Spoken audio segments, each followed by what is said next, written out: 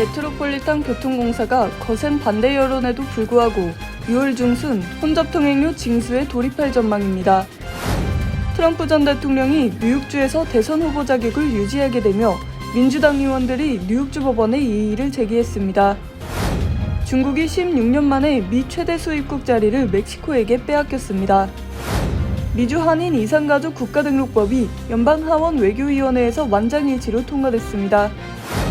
뉴욕시 정부의 정신질환자 치료 프로그램이 부실한 운영으로 예산만 낭비했다는 지적입니다. 뉴욕시경 집단폭행 혐의 망명 신청자를 보석 없이 풀어준 맨해튼 지방검사장의 사퇴 압박이 고조되고 있습니다. 매치 구단주가 퀸즈 지역사회에 80억 달러의 투자를 제안하며 카지노 건설을 호소했습니다.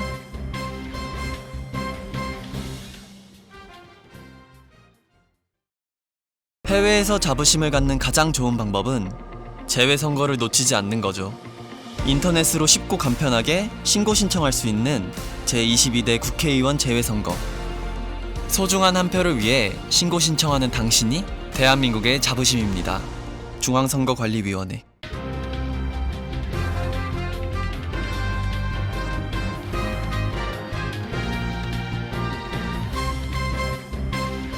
여러분 안녕하십니까?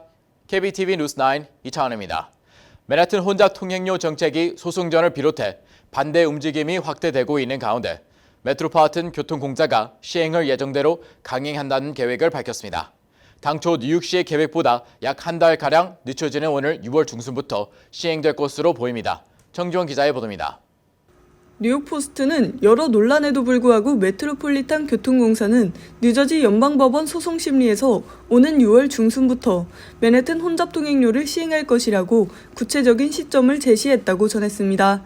앞서 뉴저지 주정부는 지난 7월 맨해튼 진입 차량을 대상으로 혼잡통행료를 징수하는 정책의 폐기를 요구하는 소송을 연방법원에 제기했으며 뉴욕시 교사연맹과 스태튼-아일랜드 보로장 비토 포셀라가 맨해튼 혼잡통행료 시행 반대 소송을 제기했습니다. 마크 체르톡 MTA 변호사는 심리에서 3월 말까지 교통혼잡료 요금 체계의 세부 내용이 공개될 것이라고 설명했습니다. MTA 자노리버 회장은 5월부터 맨해튼 진입 운전자들로부터 혼잡통행료를 징수할 예정이라고 밝혔으나 이날 MTA 측이 제시한 타임라인은 이보다 한 달 늦어진 것으로 MTA 측은 맨해튼 60스트릿 남단에 진입하는 차량에 승용차의 경우 $15, 소형 트럭은 $24, 대형 트럭은 $36를 부과할 것이라는 계획을 밝혔습니다. MTA 측은 이와 같은 통행료 제한에 대한 권고안을 이달 말까지 의견 수렴 절차를 거쳐 이사회를 통해 최종 결정한다는 방침입니다. 맨해튼 교통혼잡료 시행을 위해 MTA가 구성한 교통이동성 검토위원회 측은 논란이 되었던 조지 워싱턴 브리지 이용 차량에 대한 요금 감면 계획이 없다고 밝혔으며 이에 따라 뉴욕과 뉴저지를 잇는 터널과 달리 조지 워싱턴 브리지 이용 차량은 할인 혜택을 받을 수 없어 뉴저지 주민과 정치권에서 큰 반발을 이어가고 있습니다. 단, 주간 시간대 뉴저지와 맨해튼을 잇는 링컨 터널과 홀랜드 터널, 브루클린과 맨해튼을 잇는 휴케리 터널, 퀸즈와 맨해튼을 연결하는 미드타운 터널의 경우 감면 혜택이 제공되며 승용차는 $5, 소형 트럭 및 버스 운전자들에게는 $12 등이 감면됩니다. 뉴욕시 공무원을 대표하는 노동연합이 교사연맹을 지지하고 나서는 등 혼잡통행료를 둘러싼 반대 여론이 확산하고 있는 상황입니다. KBTV 뉴스 정지원입니다. 도널드 트럼프 전 대통령이 뉴욕주에서 대선 후보 자격을 유지하게 됐습니다. 이 같은 결정이 민주당 의원들은 수정헌법 14조에 따라 트럼프 전 대통령은 후보가 될 자격이 없다고 주장하며 뉴욕주 법원에 이의제기 청원을 제출했습니다. 전장희자가 전해냅니다. 뉴욕주 선거관리위원회는 트럼프 전 대통령을 뉴욕주 공화당 예비선거 후보에 참여시키기로 결정했습니다. 이번 결정은 메인주와 콜로라도주가 공화당 예비선거에서 트럼프 전 대통령을 제외시키기로 발표한 이후 이루어졌습니다. 이 같은 결정이 나오자 민주당 의원들은 뉴욕주 법원에 의의를 제기하는 청원을 제출했습니다. 브래드 호일먼 뉴욕주 상원의원, 셰카르 크리슈난 뉴욕시의원 등은 반란에 가담한 사람은 누구나 공직 자격을 박탈한다는 수정헌법 14조에 따라 트럼프 전 대통령은 후보가 될 자격이 없다고 주장했습니다. 트럼프 전 대통령이 바이든의 2020년 대선 승리 인증을 막기 위해 지지자들을 부추겨 2021년 1월 6일 연방의사당 난입 사태를 촉발했고 이는 반란에 가담한 것이라는 주장입니다. 뉴욕주 대통령 예비선거는 4월 2일로 예정돼 있으며 연방대법원은 오늘부터 트럼프의 대통령직 수행 자격에 대한 심리를 진행합니다. 한편 LA 매거진은 조 바이든 대통령의 차남 헌터 바이든이 최근 적발된 한인 VIP 성매매 조직의 고객 목록에 있을 수 있다는 의혹을 제기했습니다. 헌터 바이든은 연방 검찰로부터 탈세와 불법 총기 소지 등의 혐의로 기소됐으며 기소장에는 헌터 바이든이 LA 지역에서 $10,000짜리 성매매 클럽 멤버십에 돈을 썼다는 혐의가 포함되어 있습니다. LA 매거진은 이 돈이 한인 일당의 성매매 조직에 지불된 것이 아니냐는 입장입니다. 다만 매사추세츠 연방검찰은 성매매 고객 28명의 명단을 공개하지 않고 있어 헌터 바이든이 포함되어 있는지는 확실하지 않습니다. 연방검찰은 한인 VIP 성매매 조직의 고객 명단에서 정치인, 기업 임원, 의사, 장교, 변호사, 교수, 과학자 등의 이름을 확보하고 이 중 28명을 기소한 상태이며 이 한인 조직이 정보기관의 스파이일 가능성도 제기되고 있습니다. KBTV 뉴스 전상입니다. 지난 16년 동안 미국에 가장 많은 상품을 수출하는 나라였던 중국이 멕시코의 최대 수입국 자리를 빼앗겼습니다. 동시에 중국 무역시장에서는 미국은 물론 한국, 일본의 점유율이 함께 떨어지며 미중 양국을 중심으로 세계 경제가 블록화되고 있다는 우려가 나오고 있습니다. 계속해서 전상희 기자가 전합니다. 상무부는 멕시코가 지난해 미국에 4,756억 달러 상당의 상품을 수출해 미국의 최대 수입국 자리를 차지했다고 밝혔습니다.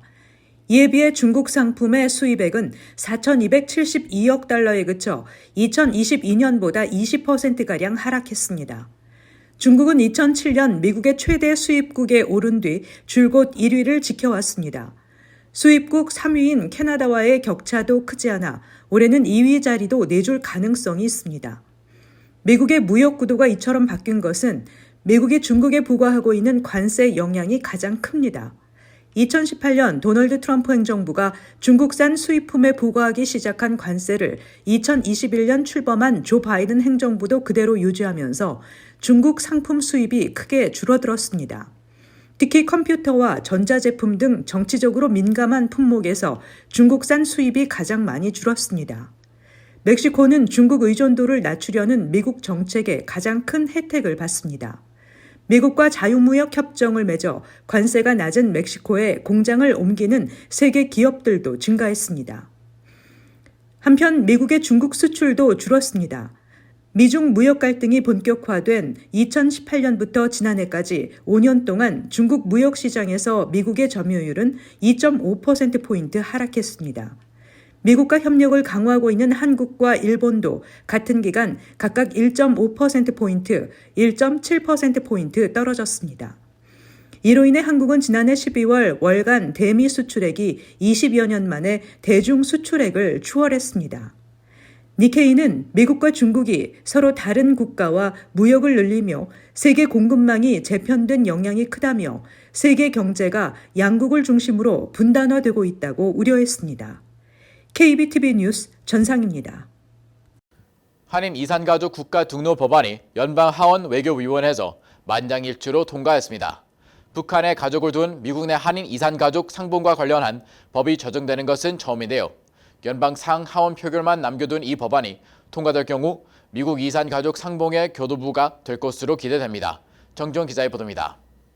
미주 한인들의 이산가족 상봉을 돕기 위한 이산가족 국가등록법이 연방하교위원회에서 만장일치로 통과됨에 따라 연방상원과 연방하원의 표결을 남겨놓고 있는 가운데 외교위에서 초당적 만장일치로 통과된 만큼 최종 통과 기대를 높이고 있습니다. 법안은 북한에 가족을 둔 미국 내 한인들의 정보가 담긴 국가등록부를 연방 국무부가 주도로 구축하도록 하는 내용이 골자입니다. 향후 대면 및 화상을 포함한 이산가족 상봉에 대비해 국무장관은 북한 인권특사 등이 북한에 있는 가족과 상봉을 희망하는 한인을 파악하고 이름과 기타 관련 정보를 담은 국가등록부를 작성하도록 하는 것입니다. 이산가족 국가등록법을 공동 발의한 미셸 스틸 연방하원의원은 대한민국 거주 한국인이 아닌 미국 거주 한인을 위한 이산가족 상봉 관련안이 초당적 만장일치로 통과한 것은 의미가 크다고 강조했습니다. 또 이산가족 국가등록법이 외교위 통과가 한인 정치력 신장과 한인 커뮤니티 목소리가 커진 것을 의미하는 쾌거라고 밝혔습니다. 미셸 스틸 의원은 미국 내 한인 이산가족이 고령인 경우가 다수이기 때문에 북한에 있는 가족을 만날 수 있는 시간이 많지 않다는 점을 기억해야 한다고 밝히면서 연방하원의 표결을 앞두고 있는 만큼 한인들의 관심과 동참이 절실하다고 강조했습니다. 미셸 스틸 의원은 한인들이 각 지역구 연방 상하원 의원들에게 법안 통과를 촉구하는 목소리를 전달해 함께 이뤄내자고 당부했습니다. KBTV 뉴스 정지원입니다. 뉴욕시 정부가 수천만 달러를 투입해 중증 정신질환자를 치료하기 위한 프로그램을 운영해 왔는데요. 감사 결과 프로그램에 등록해도 제대로 된 치료를 받지 못한 경우가 많은 것으로 나타났습니다. 당국의 부실한 운영으로 예산만 낭비했다는 지적이 나왔습니다. 김은지 기자의 보도입니다. 뉴욕시 감사원에 따르면 시 보건정신위생국은 지난해 집중이동치료 IMT 프로그램에 3,700만 달러 이상을 지출했지만 그 효과를 측정하기 위한 명확한 기준이 없었던 것으로 파악됐습니다. 감사원이 발표한 IMT 프로그램 감사 결과에 따르면 프로그램을 운영하기 위해 계약을 맺은 비영리 단체 또한 적절한 모니터링이 되지 않았다고 지적했습니다. 시정부에서는 인력 부족, 프로그램 안전성, 전문 교육 수준 등 문제점을 130개 이상 발견했지만 그 후 후속 조치에 대한 모니터링을 하지 않았습니다. IMT 프로그램을 운영하는 일부 팀은 3년 이상 전문가 자리가 공석이었는데도 불구하고 계속 업무를 이어갔다고 시 감사원은 전했습니다. 감사 결과 이 프로그램에 참여한다고 등록된 사람들 중 정기적으로 처방약을 복용하는 정신질환자는 3분의 1도 안 되는 것으로 나타났습니다. 또 4명 중 1명은 IMT 프로그램에 등록한 후 한 번도 정신과 의사 등을 만난 적이 없는 것으로 파악됐습니다. 프로그램에 참여한 기간 중 정신과 의사와 정기적으로 만난 기간이 절반도 안 되는 경우는 38%에 달했습니다. 특히 IMT 프로그램에 참여한 정신질환자 상당수가 노숙자인 만큼 자원봉사자들을 통해 프로그램에 등록만 한 뒤 연락이 끊기거나 사라져버리는 경우가 비일비재하다고 시 감사원은 지적했습니다. 뉴욕시는 노숙자 혹은 폭력 전과가 있는 사람들에게 정신과 치료를 제공하고 범죄가 재발하지 않도록 하기 위해 2016년 IMT 프로그램을 시작했습니다. 5개 비영리 단체가 운영하는 32개 팀이 길거리나 쉘터, 전철역 등의 사람을 파견해 정신질환 치료 대상자를 선정하고 있습니다. 감사원은 IMT 프로그램 운영자들은 정신질환자 등록 건수에만 집중하는데 문제는 프로그램에 등록했다고 해서 정신질환 치료가 이뤄진다고 보기에는 어렵다는 점이라고 밝혔습니다. KBTV 뉴스 김은지입니다. 엘빈 브렉 맨해튼 지방검사장에 대한 사퇴 압박이 고조되고 있습니다. 지난달 말 맨해튼 타임스퀘어에서 2명의 경찰관을 발로 치고 폭행한 혐의로 기소된 망명 신청자 대부분을 맨해튼 검찰이 보석 없이 풀어줬기 때문인데요. 이에 브래그 검사장은 오늘 오후 2시 기자회견을 개최하고 입장을 표명했습니다. 정지원 기자의 보도입니다. 지난달 말 뉴욕시 타임스퀘어에서 2명의 뉴욕시경이 약 13명의 망명 신청자 무리에게 폭행을 당하고 땅에 엎드려진 채 발로 채이는 영상이 공개돼 충격을 안겨줬습니다. 이에 뉴욕시경은 용의자 공개 수배에 나섰지만 체포된 사람 중 일부는 사건에 전혀 가담한 적이 없는 것으로 드러나 수사 자체에 대한 비판의 목소리가 높은 상황입니다. 현재까지 최소 6명이 체포됐고 1명을 제외하고는 모두 보석 없이 풀려난 상태로 뉴욕시경은 현재 2명의 용의자를 추가로 수배 중입니다. 엘빈 브레그 맨해튼 지방검사장은 사실과 증거에 기반해 정확한 용의자를 식별해내기 위해 신중하게 접근하고 있다며 용의자를 보석금 없이 풀어준 자신의 결정을 옹호했습니다. 하지만 민심이 좋지 않습니다. 시민들은 체포된 용의자 5명을 보석 없이 풀어준 데에 대해 분노를 표하고 있습니다. 현재 뉴욕시경은 이번 경찰 폭행 사건에 최대 13명이 연루돼 있으며 지금까지 6명이 체포됐고 1명에게만 보석금이 책정됐습니다. 이에 성난 시민들은 캐시 호클 뉴욕주 지사를 향해 브래그 맨해튼 지방검사장을 해임하지 않고 뭐하냐고 항의하고 있습니다. 이에 브래그 검사장은 오늘 오후 2시 기자회견을 갖고 맨해튼 지방검찰은 경찰관 및 공권력에 대한 폭행 및 수사 방해는 그 어떠한 경우에도 용납하지 않을 것이며 다만 우리는 정확한 증거와 사실에만 입각해 용의자를 구금한다고 강조했습니다. KBTV 뉴스 정지원입니다. 매출을 소유하고 있는 억만장자 구단주가 뉴욕시 퀸즈 지역 사회에 80억 달러의 투자를 제안하며 카지노 건설 계획에 힘을 실어줄 것을 호소했습니다. 김은지 기자가 전합니다. 억만장자로 유명한 매츠 구단주 스티븐 코엔 측은 어제 지역 주민들의 마음을 사기 위해 뉴욕시 퀸즈 지역사회에 약 80억 달러에 달하는 투자를 할 것이라고 발표했습니다. 현재 12명의 개발자가 뉴욕시 카지노 라이센스 3개 중 하나를 잡기 위해 경쟁하고 있는 가운데 나온 투자 계획 아니라 퀸즈 시티필드 옆 주차장 부지에 하드락과 손을 잡고 카지노를 건설하는 데 힘을 보태달라는 호소로 풀이됩니다. 카지노 건설에 대해 주민들은 지역사회의 교육과 치안에 좋지 않은 영향을 미칠 것이라고 반발해왔습니다. 이에 코엔의 자산운용사 포인트72는 지역사회 개발에 80억 달러를 투입할 것이라며 이를 통해 지역경제 활성화 및 일자리 창출이 될 것이라고 강조했습니다. 포인트72 소속 자산운용력 마이클 설리번은 지역사회복지기금은 퀸즈사회 구성원을 위해 배정된 자금이라며 주민들의 입장을 적극 반영해 지역사회에 개선해야 할 우선순위 목록들을 해결하기 위해 자금을 사용할 것이라고 설명했습니다. 이번 개선안에는 월레츠 포인트역에 대한 접근성 개선 작업과 이민자 법률 지원, 의료 서비스 확대 개선 및 청소년과 노인 지원 프로그램 강화가 포함됐습니다. 교육과 치안상 악영향을 미칠 것이라는 우려와 달리 이번 투자를 통해 카지노 유치로 창출되는 경제적 효과가 어마어마할 것이라며 찬성하는 주민들도 많습니다. 특히 이번 카지노 건설 프로젝트를 진행할 시 약 15,000개의 건설 관련 일자리가 창출될 것으로 보여 노동조합 측에서는 반기는 분위기입니다. 제시카 라모스 뉴욕주 민주당 상원의원은 이번 카지노 건설 사업 결정은 커뮤니티에 매우 중요한 결정이라며 주민들의 적극적인 의견이 반영될 수 있기를 기대한다고 말했습니다. KBTV 뉴스 김은지입니다.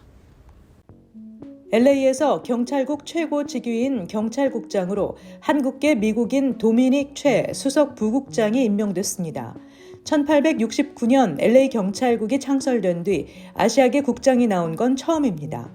경찰 등 소속 직원이 10,000명이 넘는 LAPD는 미국에서 뉴욕 경찰국 다음으로 규모가 큰 경찰 조직입니다.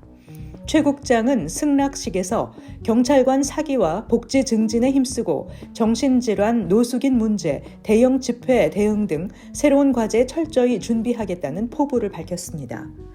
LA타임즈는 최 국장의 임명은 안전한 선택이라며 그는 경찰 업무 전반에 박식한 이해를 바탕으로 고속 승진을 거듭했다고 평가했습니다. 최 국장은 대민, 갱단 범죄 전담 형사로 근무하며 두각을 나타냈습니다. 연방노동부는 지난주 신규 실업수당 청구 건수가 한 주 전보다 9,000건 감소한 21만 8천 건으로 집계됐다고 밝혔습니다. 최소 2주 이상 실업수당을 신청하는 계속 실업수당 청구 건수는 1월 21일에서 27일 주간 187만 1,000건으로 한 주 전보다 2만 3천 건 감소했습니다. 이는 기존 실직자 중 일자리를 새로 구한 이들이 늘었음을 시사합니다. 실업수당 청구 건수는 탄탄한 미 노동시장 여건이 지속되고 있음을 시사하고 있습니다. 연방준비제도는 노동시장 과열이 인플레이션 고착화를 초래할 수 있다고 보고 고용 관련 지표를 눈여겨보고 있습니다. 뉴욕 코리아타운 협회는 10일 한민족 최대의 고유 명절인 설날을 맞아 무료 떡국 나눔 행사를 개최합니다. 협회는 이날 정오에서 오후 2시 사이 맨하탄 32가 한인타운에 위치한 우동랩 아웃도어 식당을 방문하는 한인들을 대상으로 무료 떡국을 제공합니다.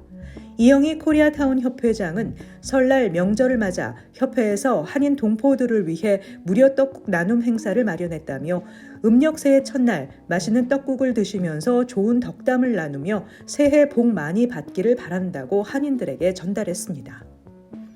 에어백 안전 이슈로 혼다와 아큐라의 승용차, SUV, 밴 등 75만여 대가 리콜됩니다.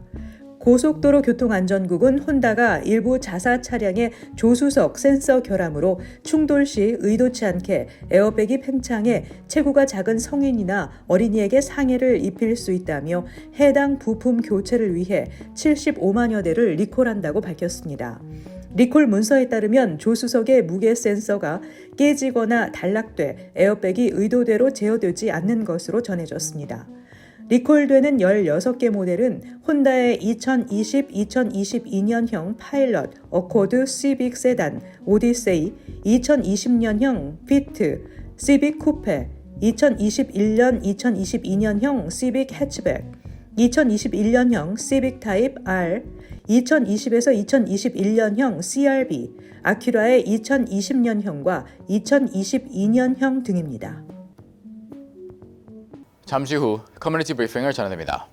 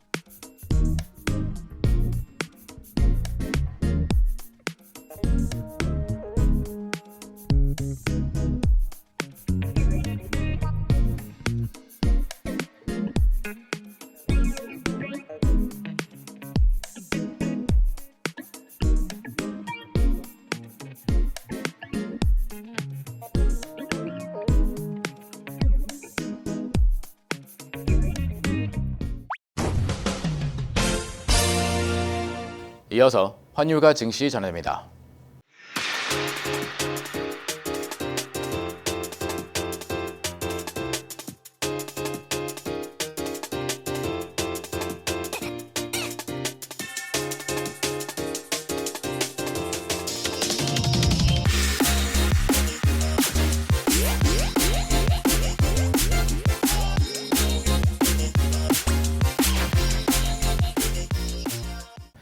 잠시 후 뉴욕과 뉴저지 날씨 전해드립니다.